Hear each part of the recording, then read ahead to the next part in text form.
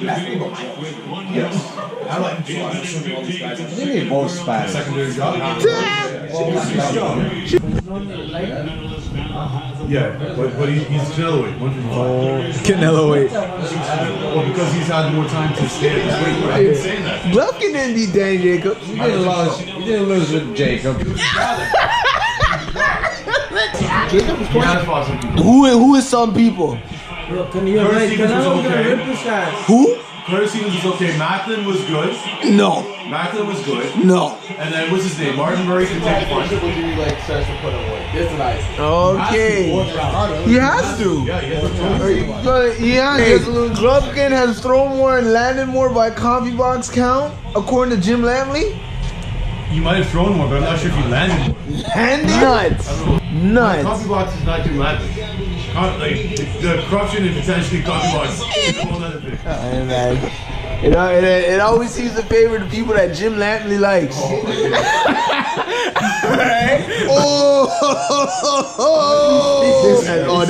This is from Mexico, bro. Mexico. He's Southerners though, right? He was rolling with it. That's why. Your shot still scores for Canelo, 100%. Oh, good shot by Golovkin. Oh, the judges gonna decide this. It's tough, man. It's close. No, what I'm saying is I think it's tough to not give to Golovkin. Okay, yeah, I agree with that. Yeah, that's what I'm saying. Like, just give you the last one. 118 to 110 for Canelo. This is such a risk. That is ridiculous. Oh, shit. 113 for Triple G. What's it, 114? 13. Look at this. They said in Vegas, one gun is crazy. Circus. Oh, no. We gotta get into this Canelo Alvarez versus Triple G Gennady Golovkin fight that happened just this past Saturday. First off, let's get into it. The fight was an amazing fight. I felt that for the most part, everybody won. Fans got to see a good fight. Both fighters probably got paid a good amount of money. And in my opinion, I don't really think any of the two fighters really chose to take the fight per se and say that this fight's mine. The draw was probably one of the best results that we could have gotten, so that I guess neither guy could have felt too robbed or too disgraced by the decision. I know people are gonna, try to say Oscar De La Hoya paid off the judges or something like that, but I really don't think that either guy really took the fight into his own hands. So what am I talking about? Let's get into this. So the fight started off in the first round. Both guys kind of being tentative. Canelo just kind of moving around and boxing, and Triple G just trying to feel him out, actually, more or less. Pretty much only just using his jab.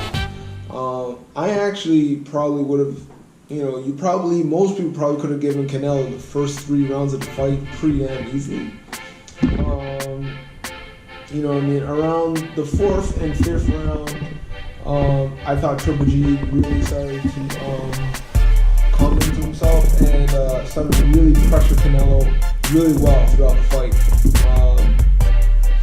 Making him move a little bit more and stuff. But I definitely want to talk about the movement that Canelo was using, because, a lot of people were trying to say that, Triple G was robbed because he was the aggressor in the fight, and he was, the one pressing the fight. Which, that I agree, he was more the aggressor in the fight. But I don't feel his aggressive for probably maybe a lot of the fight was not effective aggressiveness. As in, yes, Canelo was moving back, but at the same time, he wasn't moving back because Triple G was beating him up. You know what I mean? It wasn't like, oh shit, Canelo's hurt, oh, he's on the ropes. No, Canelo was actually purposely going back on the ropes, and he was making Triple G miss a lot of freaking shots. You know what I mean? He was boxing him, counter punching him, and Canelo had a lot of eye-catching, clean, effective blows. So with that, you know what I mean, I can see, you know, the judges probably having a little bit of issue on, well, who's really winning, because even when you hit Triple G with a good shot, he's such a tough guy, he's so game, he's got so much dog in him that he ain't really showing that he's getting hurt, and stuff like that. But and then on another note about the Darren fight, is that Canelo, you can see that he learned a lot from Mayweather, because as I can say, he was making Triple G miss a lot of shots, man. And like the way he was, you know, using his shoulders and doing all this and throwing the pull counters, you could definitely see that Canelo took, you know, a couple pages out of the Floyd Mayweather book. But as the fight started to progress into the fifth and sixth round, I felt in the sixth round or so, that's when Canelo started to gas out, and this is where Canelo kind of had a real major issue, because he was gassing out. He wasn't ready to you know, to look good for like the majority of the rounds. He started to gas out, and he started to, I say, kind of give away a lot of the middle rounds of the fight, getting hit with unnecessary shots. He was still boxing, he was still moving around well, he was still using decent defense at times, but it didn't seem the same, because obviously you could tell that, you know what I mean, he was more visibly fatigued, and you know, like I said, he was getting hit with a lot more, I would say, in my opinion, unnecessary shots from Triple G.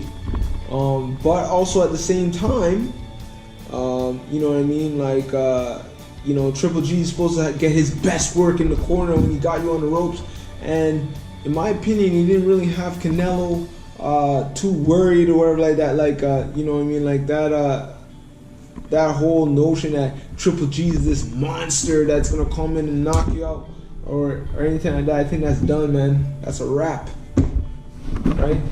No more of that. That's done. Yeah, but I felt in the middle rounds, that's where Triple G was really picking. Probably I would say beginning in the fourth round, but in the middle rounds is where Triple G was really putting in his work. You know, getting in. But once again, I don't really think either guy really took the fight. You know what I mean? I had the fight very close. I guess you could say that because Triple G was the aggressor and more of the lineal champ, you know, you could argue that, you know, Triple G probably should have gotten a nod or something like that.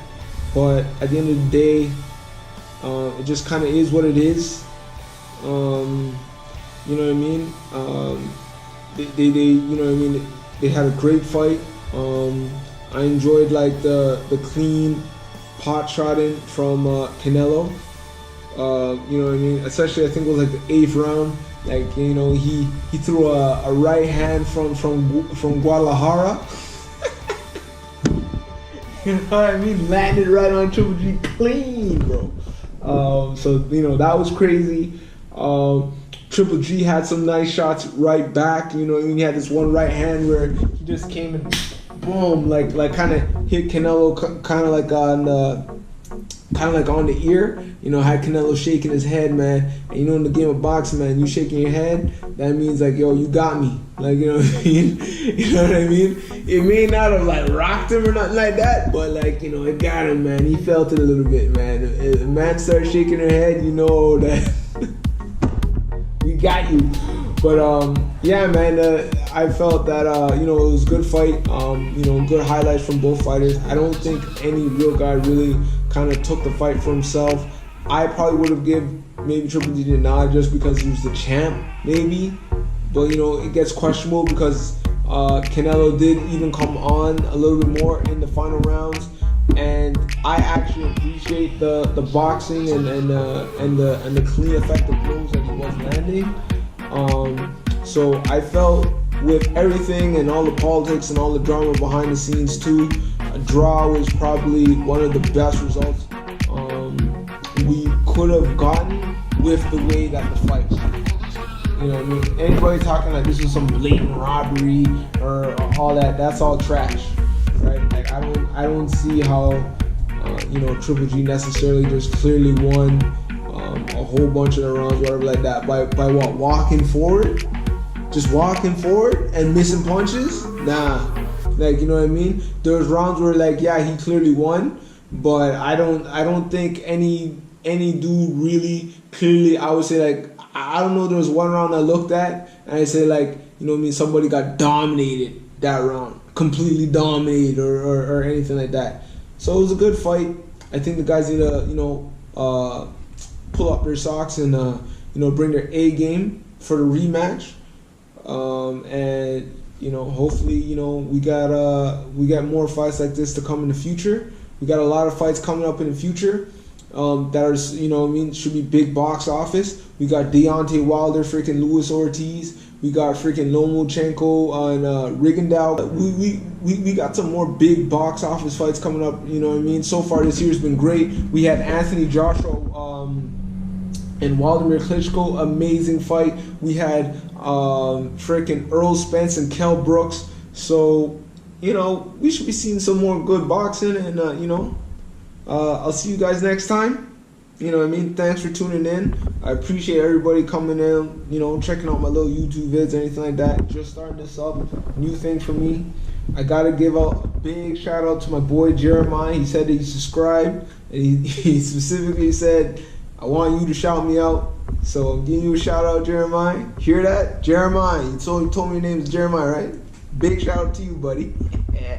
And yeah, man, we're going to keep this up. I'm going to try to keep a more consistent schedule now. Just figured out the YouTube thing a little bit more. So, yeah. Circus! Oh!